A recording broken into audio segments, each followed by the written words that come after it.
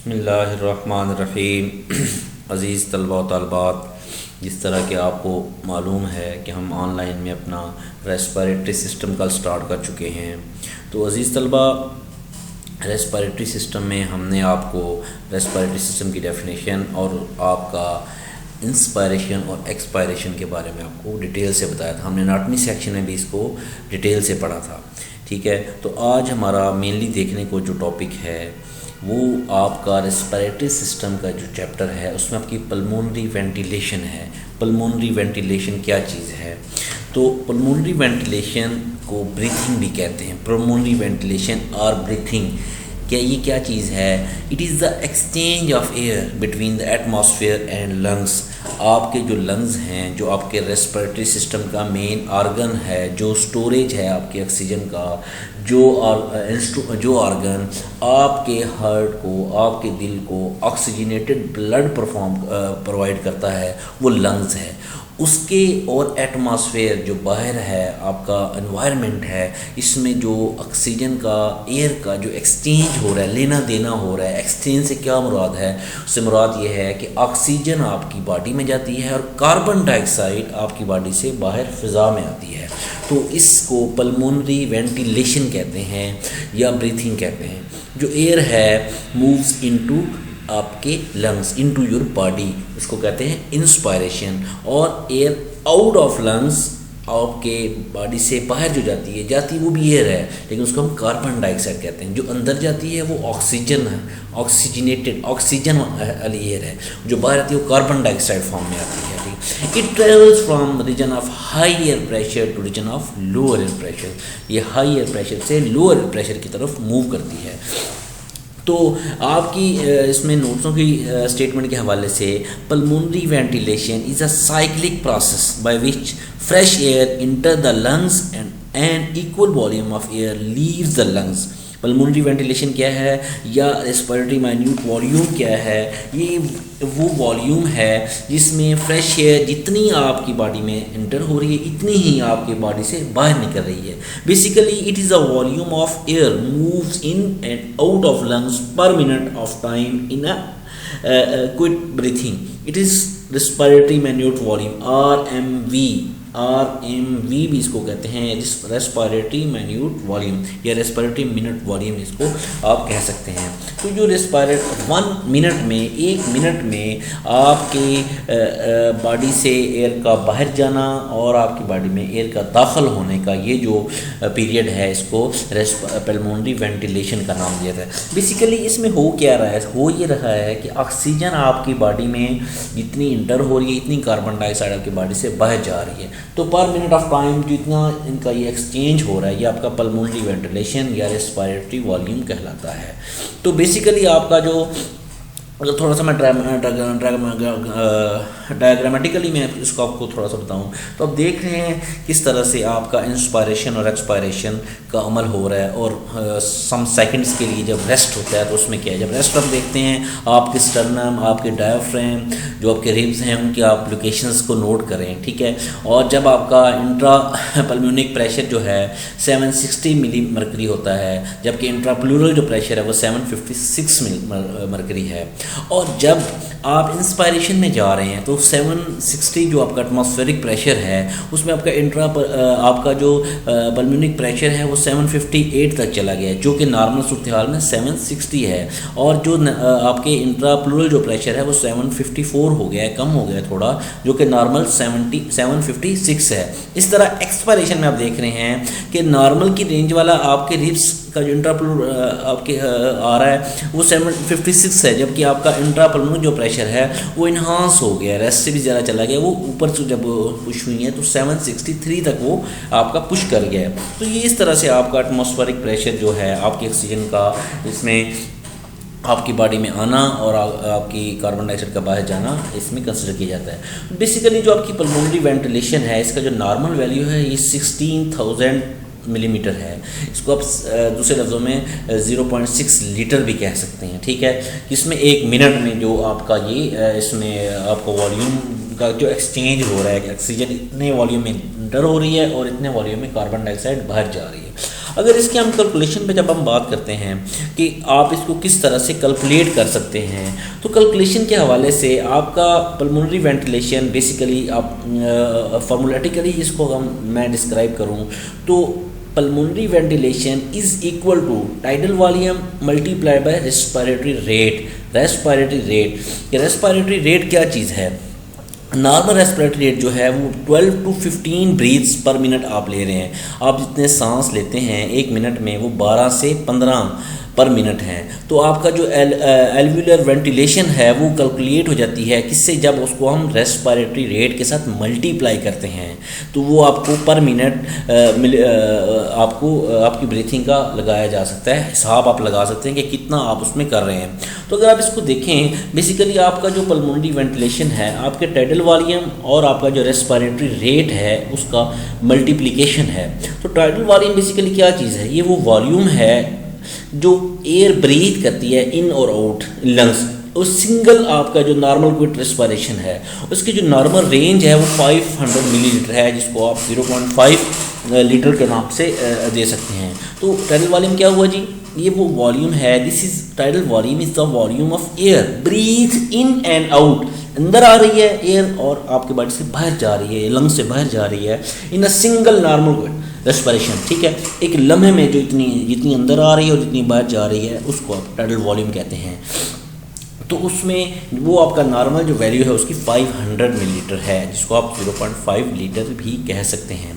तो 0.5 लीटर को आप जब आप अपने रेस्पिरेटरी रेट के साथ मल्टीप्लाई करेंगे जो वॉल्यूम आएगा वो आपका पल्मोनरी वेंटिलेशन आएगा।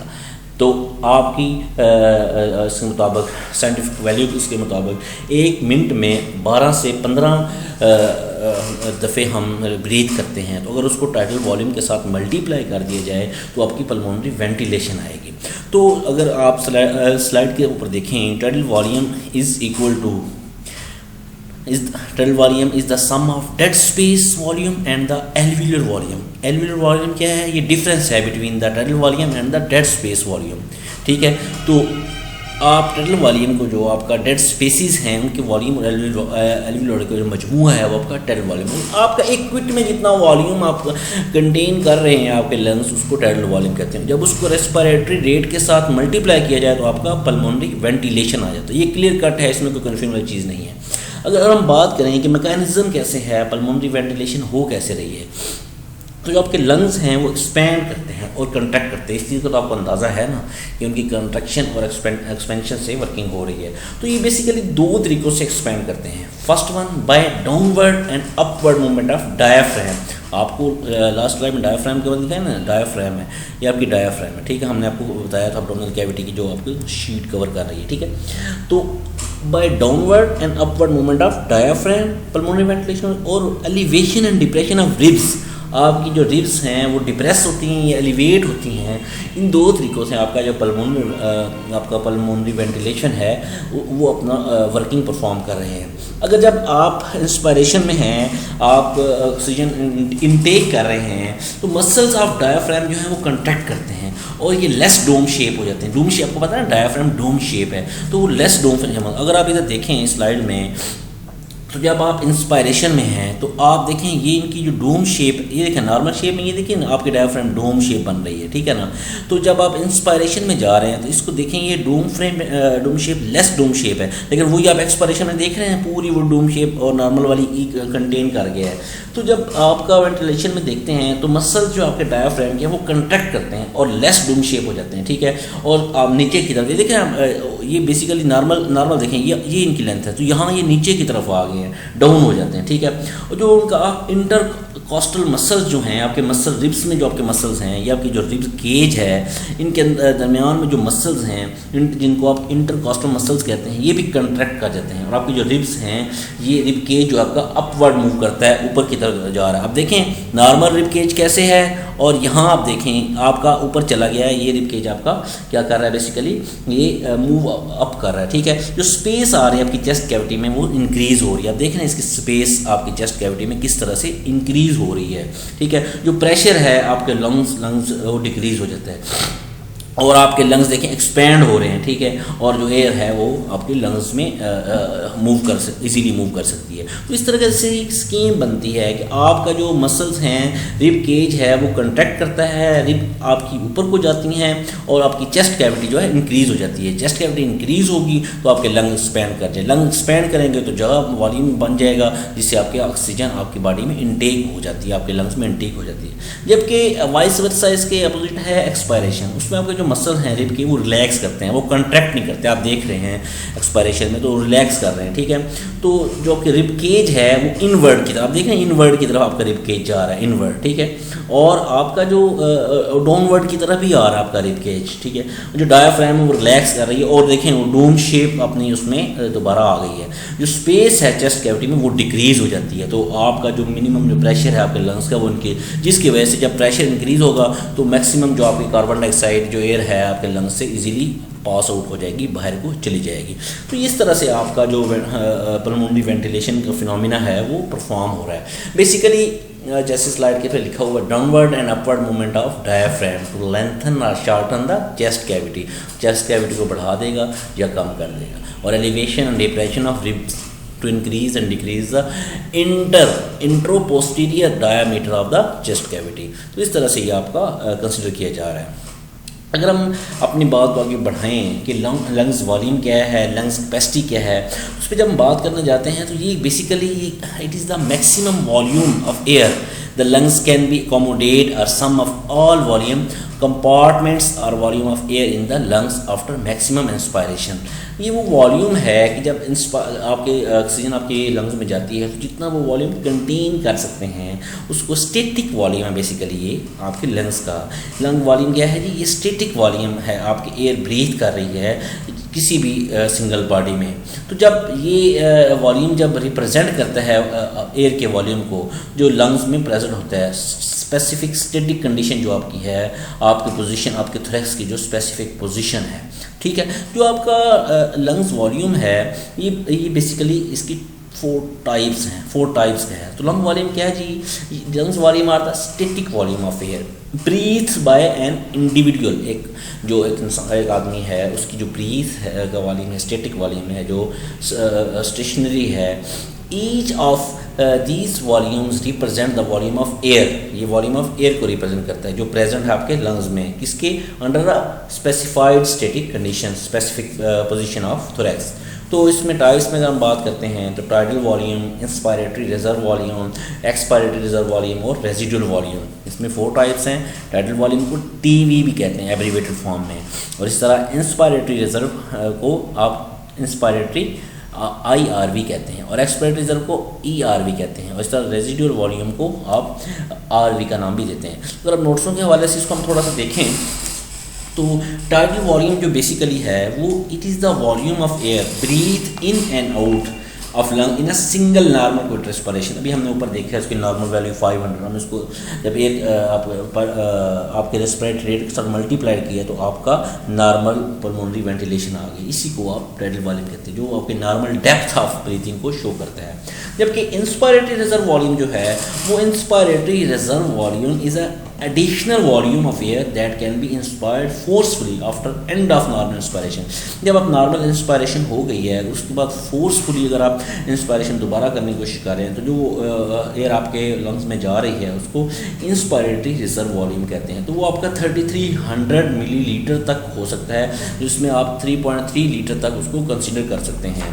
तो इस तरह से अगर आप देखते हैं कि आपका एक्सपायरेटरी रिजर्व वॉल्यूम क्या है, expiratory reserve volume is the additional volume of that can B expired, वो इंस्पायर्ड हो रहा है जो आपकी बॉडी में आ रहा है, इसमें एक्सपायर्ड हो रहा है ERV में, ठीक है, एक्सपायरेटरी रिजर्व वॉल्यूम में कि जब आपकी एक्सपायरेशन हो गई है, कार्बन डाइऑक्साइड चली गई है, उसके बाद एक्स्ट्रा एडिशनली जो आपकी कार्बन डाइऑक्साइड का बाहर आउट है अगर फोर्सफुली हो रहा है तो उसको एक्सपायरेटरी रिजर्व वॉल्यूम का नाम दिया जाता है। तो ये आपकी जो नॉर्मल रेंज है इसकी नॉर्मली 1000 मिलीलीटर है, जिसको आप 1 लीटर की इक्वल कंसिडर करते हैं।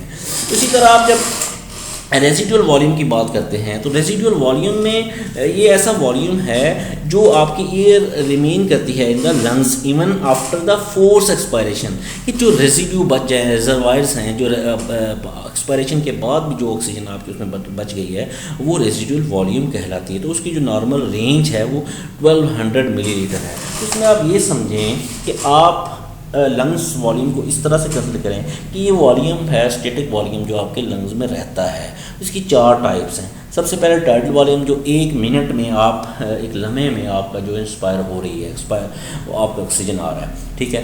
इंस्पायरेटरी वॉल्यूम क्या है कि जब एक लम्हे में मैक्सिमम ऑक्सीजन आपकी बॉडी में आ गई है तो उसके बाद इंस्पायरेटरी रिजर्व में उसमें आप फोर्सफुली मजीद ऑक्सीजन आपकी बॉडी में इंटर होती है। जबकि एक्सपायरेटरी में क्या है जी, जब आपके एक्सपायरेशन का फिनोमिना हो रहा है, आपका वॉल्यूम एक्सपायर हो रहा है एयर का आपके लंग से, तो उसके बाद भी फोर्सफुली एक्सपायरेशन भी होती है, ठीक है। वो जो आपके लंग से कार्बन डाइऑक्साइड का बाहर अखराज हो जाता है, ठीक है। तो एंड पे बचता है रेजिडुअल वॉल्यूम। जो फाइनल वॉल्यूम एक्सपायरेशन के बाद बचता है उसको रेजिडुअल वॉल्यूम कहते हैं, आपका रिजर्वॉयर है वो, ठीक है। यहाँ तक बात थी लंग्स वॉल्यूम की। बेसिकली हम बात कर रहे हैं लंग्स वॉल्यूम की और लंग्स कैपेसिटीज़ की। तो लंग्स वॉल्यूम जो है, अगर तो ये तो वो वॉल्यूम है जो स्टैटिक वॉल्यूम आपके। अगर लंग कैपेसिटी की बात करते हैं, हम डिफ्रेंशिएट अगर करें स्लाइड में, what is the difference between a lung volume and lung capacity. Air in the lungs is measured in terms of lung volume. जो एयर है आपके लंग्स में है जो मेजर किया तो उसको लंग वॉल्यूम कहते हैं। जबकि लंग कैपेसिटीज जो हैं, volume measure the amount of air for one function, inhalation और एक्सपिरेशन की वॉल्यूम है। जबकि कैपेसिटी क्या है, 2 या 2 से ज़्यादा वॉल्यूम, जैसे how much can be inhaled from the end of maximal exhalation, जिसको एयर कैपेसिटीज़ कहते हैं। लंग कैपेसिटीज में आप मेनली देखते हैं कि कम्बिनेशन है 2 या 2 से ज़्यादा लंग्स वॉल्यूम का, ठीक है। लंग कैपेसिटी और टोटल लंग कैपेसिटी क्या है, volume of air in the lungs upon the maximum effort of inspiration. कि ये लंग्स की कैपेसिटी है कि अगर ज़्यादा इंस्पायरेशन को एडिशनली जो हम कर रहे होते हैं तो एक कैपेसिटी तक उसको इनटेक कर सकता है, उससे ज़्यादा वो नहीं कर सकता। A healthy adult the average lung capacity और 6 लीटर तक हो, जो हमने आपके पल्मोनरी वेंटिलेशन में भी आपको नॉर्मल रेंज बताई है। Age, gender, body composition, ethnicity, ये फैक्टर्स हैं जो इफेक्ट करते हैं आपके डिफरेंट रेंजेस को कैपेसिटीज़ के हवाले से। तो बेसिकली लंग कैपेसिटीज आपकी उसमें भी ये 4 टाइप्स हैं। Inspiratory capacity, vital capacity, functional residual capacity और टोटल लंग कैपेसिटी, ठीक है। Vital capacity, total lung capacity, functional residual capacity और आपकी इंस्पायरेटरी जो आपकी कैपेसिटीज़ हैं। तो इसमें इसको 1 बाय 1 हम देख लेते हैं कि अगर आप इंस्पायरेटरी कैपेसिटी की बात करते हैं तो ये इंस्पायरेटरी कैपेसिटी वो कैपेसिटी है, मैक्सिमम वॉल्यूम ऑफ एयर है जो इंस्पायर्ड हो रहा है आपके लंग्स में आफ्टर नॉर्मल एक्सपायरेशन के बाद। जो आपका नॉर्मल देखें, ये इंस्पायरेशन एक्सपायरेशन, ऑक्सीजन का आना, कार्बन डाइऑक्साइड, ये नॉर्मल साइक्लिक प्रोसेस है, ये चल रहा है। तो आपकी जो कैपेसिटी है वो ये है कि अगर आप कार्बन डाइऑक्साइड एक मेन जो पोर्शन है आपकी बॉडी एक्सहेल करना चाहती है, उसको बाद में एडिशनली भी जो जितनी निकल सकती है वो आपकी बॉडी से, बाकी जो बच रही है वो आपकी इंस्पायरेटरी कैपेसिटी है कि मैक्सिमम वॉल्यूम जो आपकी बॉडी इनटेक कर रही है। ये जो इंक्लूड करती है tidal volume multiply by inspiratory reserve volume. इसको टाइडल वॉल्यूम को जब आप मल्टीप्लाई करते हैं इंस्पायरेटरी रिजर्व वॉल्यूम के साथ, बल्कि आप उसको उसमें प्लस करते हैं, तो ये आपका इंस्पायरेटरी रिजर्व वॉल्यूम आ जाता है, इंस्पायरेटरी कैपेसिटी आ जाती है। वो कौन सी है, टाइडल वॉल्यूम जो एक लम्हे में आप इनटेक कर रहे हैं, और आपका इंस्पायरेटरी रिजर्व वॉल्यूम जो हमने 3300 आपको बताया था नॉर्मल रेंज, जब उनको आपस में प्लस करते हैं तो 3800 मिलीलीटर बनता है। तो ये बेसिकली आपकी इंस्पायरेटरी कैपेसिटी है। अगर आप वाइटल कैपेसिटी की बात करते हैं तो ये वो वॉल्यूम है आपके एयर का जो एक्सपेल हो जाता है बाहर ज़्यादा फोर्सफुली आप इंस्पायरेशन के बाद, कि जितना ज़्यादा से ज़्यादा आपका एयर का वॉल्यूम, आपकी कार्बन डाइऑक्साइड आपकी बॉडी से बाहर फोर्सफुली एक्सपेल हो रही है, तो इंस्पायरेशन के बाद उसको आप क्या कहते हैं, वाइटल कैपेसिटी कहते हैं कि इतनी ज़्यादा ये इतनी आपकी मिकदार बाहर आउट हो सकती है। जो आपकी वाइटल कैपेसिटी है वो बेसिकली इंक्लूड करती है रेस्पिरेटरी रिजर्व्स को और आपके टाइडल वॉल्यूम को और आपके एक्सपायरेटरी रिजर्व वॉल्यूम को। जब इन तीनों चीज़ों को आप प्लस करते हैं कि मैक्सिमम इनटेक कर लिया, मैक्सिमम आउटटेक कर लिया, ठीक है, और आपने एक लम्हे में जितना लिया, उन तीनों चीज़ों को जब हम जमा करते हैं, उनका सम लेते हैं, तो 4800 मिलीलीटर आपका वाइटल कैपेसिटी बचती है, ठीक है। इसके बाद आपके पास आता है फंक्शनल रेजिडुअल कैपेसिटी। तो ये ऐसा वॉल्यूम है जो आपकी एयर रिमेन करती है आपके लंग्स में आफ्टर नॉर्मल एक्सपायरेशन। जब एक नॉर्मल एक्सपायरेशन हो गई है उसके बाद जो वॉल्यूम बच गया है उसको आप फंक्शनल रेजिडुअल कैपेसिटी कहते हैं। देखिए हमने लास्ट पे की देखी थी रेजिडुअल वॉल्यूम, कि वो वॉल्यूम था जो आपके एक्सपायरेशन के बाद बच जाता है। ये वो फंक्शनल वॉल्यूम है जो आपके लंग्स पर यूज़ करते हैं, आपके ब्लड वगैरह को दे के आपके बॉडी तक पहुँचाते हैं।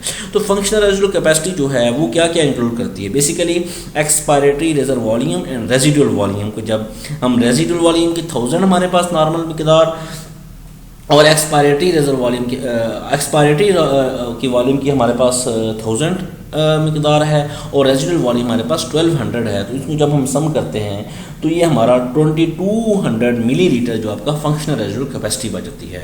तो अगर एंड पे हमारे पास टोटल लंग कैपेसिटी जो बचती है जो आपकी एंड है, तो उसमें हम कहते हैं कि ये वो वॉल्यूम है आपके एयर का जो प्रेजेंट है in the lungs after deep inspiration. ठीक है, ये इंक्लूड करता है आपके लंग्स वॉल्यूम को। ठीक है, उसमें हम देखते हैं लंग कैपेसिटी जो है वो inspiratory reserve volume, tidal volume, expiratory reserve volume plus residual volume to is equal to आपका जो स्टार्ट हमने पढ़ा है पल्मोनरी वेंटिलेशन के उसमें कंसिडर किया जाता है। इसमें आपकी तीनों चार चीज़ें ऐड हो जाती हैं। आपका एक्सपायरेटरी रिजर्व वॉल्यूम आ गया, ठीक है, आपका रेजिडुअल वॉल्यूम आ गया, आपका टाइडल वॉल्यूम आ गया और आपका इंस्पायरेटरी वॉल्यूम आ गया। तो मिला के आपका टोटल आपके जो लंग्स की कैपेसिटी बन रही है, जितना आपका लंग्स इनटेक कर सकता है नॉर्मल बॉडी का 6 लीटर तक, उसमें हम उसको देख सकते हैं। तो ये आपका टोटल लंग कैपेसिटी आ गई। तो इसमें आपका ये इस तरह से कंसीडर किया जाता है। तो अगर हम इसकी देखें एक चार्ट के थ्रू इनको हम डिफ्रेंशिएट करें तो लंग वॉल्यूम और लंग कैपेसिटी में क्या है, a parameter which can be measured directly by usage of the spirometer. एक ऐसा मीटर है स्पायरोमीटर जो मेटल का बना हुआ है जिसके 2 चैम्बर हैं और वो ऐसा है जिससे आप मेजर कर सकते हैं आपका जो आपकी एयर का इंटेक है। जबकि जो कैपेसिटी है वो बेसिकली थ्योरेटिकल वैल्यू है जो डिटरमाइन की जा सकती है स्पायरोमीटर के डाटा से। ठीक है, उसकी भी 4 टाइप्स हैं, टाइडल वॉल्यूम है, इंस्पायरेटरी रिजर्व वॉल्यूम है, एक्सपायरेटरी रिजर्व वॉल्यूम है और रेजिडुअल वॉल्यूम है। इसकी भी 4 टाइप्स हैं। आपकी वाइटल कैपेसिटी है, आपकी इंस्पायरेटरी आपका वाइटल कैपेसिटी है, इंस्पायरेटरी कैपेसिटी है, आपकी फंक्शनल रेजिडुअल कैपेसिटी और आपकी टोटल इसमें लंग्स कैपेसिटी इसमें कंसिडर की जा रही है। जबकि इंस्पायरेशन में values are directly measured by spirometer, जबकि कैपेसिटी में जो है वैल्यूज़ जो हैं वो कैलकुलेट बाय कंबाइनिंग 2 और 3 लंग्स वॉल्यूम। वो स्पायरोमीटर बता रहा है कि ये इंस्पायरेटरी है, ये एक्सपायरेटरी है, जबकि जो कैपेसिटी है वो इनका कम्बिनेशन है इनके वॉल्यूम्स का। और इसमें आपकी जो लंग्स वॉल्यूम है इसकी जो वैल्यूज़ हैं ये स्मॉल हैं, जबकि ये आपका इसमें आ रहा है कैपेसिटीज़ में ये इसकी वैल्यूज़ लार्जर हैं क्योंकि ये डिवाइड कंबाइंड होती जा रही है। ठीक है, तो आखिर में हमने एक छोटी सी स्लाइड ऐड की है मेजरमेंट के हवाले से, इसको हम डिटेल में कल भी स्पायरोमीटर के हवाले से देखेंगे, लेकिन थोड़ा सा मैं इसको आपको टच ताकि आप लोग ये चीज़ देख हैं। तो lung volume that can be measured by simple spirometry are the tidal volume, inspiratory reserve volume, expiratory और इंस्पायरेटरी कैपेसिटी और वाइटल कैपेसिटी। ये आप जबकि जो static lung volume can not be measured by observation of spirometer trace and require separate method इसके लिए जो measurement के लिए हैं, जिसमें आप residual volume, functional residual capacity और टोटल लंग कैपेसिटी कंसीडर कर सकते हैं। तो इंशाल्लाह आप लोग इसको देख के आइएगा नेक्स्ट हम मेजरमेंट के हवाले से और ट्रांसपोर्ट ऑफ रेस्पिरेटरी गैसेस के हवाले से हम इंशाल्लाह नेक्स्ट में इसमें बात करेंगे। तो उसमें हम केमिकल कंट्रोल और नर्व कंट्रोल तक इस करके इसको हम इस चैप्टर को वाइंड अप करेंगे। तो बिल्कुल प्रीवियस की तरह फिर यही एडवाइस होगी कि आप लोग इसको गौर से तवज्जो से सुनेंगे, जहाँ कोई कन्फ्यूजन होगी, जहाँ कोई परेशानी होगी उसको आप शेयर करेंगे। अगर तो वो सारी चीज़ें आपको क्लियर हो रही हैं, क्योंकि एक ही चीज़ को बार बार एक्सप्लेन किया जा रहा है, ठीक है, अगर तो सारी चीज़ें क्लियर हैं फिर तो वेल एंड गुड है। अगर खुदा ना खास्ता कहीं कोई प्रॉब्लम है तो आप लोग पर्सनली इसको टेक्स्ट करके आप लोग क्वेश्चन कर सकते हैं कि सर ये चीज़ समझ नहीं है, इसको दोबारा एक्सप्लेन कर दें। बच्चे ये आपका लास्ट चांस है इसको स्टडी का, ठीक है, तो आप लोग इसको गौर से सुनें, फिर आपको मौका नहीं मिलना इन चीज़ों का, इस टाइम को ज़ाया मत करें, ठीक है। जब आप इसके लॉकडाउन के बाद आएंगे तो आपका ग्रैंड टेस्ट होगा, ठीक है, उसके बाद आप लोगों को फ्री कर दिया जाएगा। तो इसमें आप कोशिश करें कि अभी जो जितना खंगालना है इसको खंगाल लेंगे, आपके पास टाइम है, ठीक है ना। तो मैं उम्मीद करूँगा कि आप लोग इसको गौर से तवज्जो से सुनेंगे, कहीं कन्फ्यूजन हो तो क्वेश्चन करेंगे। अल्लाह ताला आप लोगों को कामयाब करे। Good luck.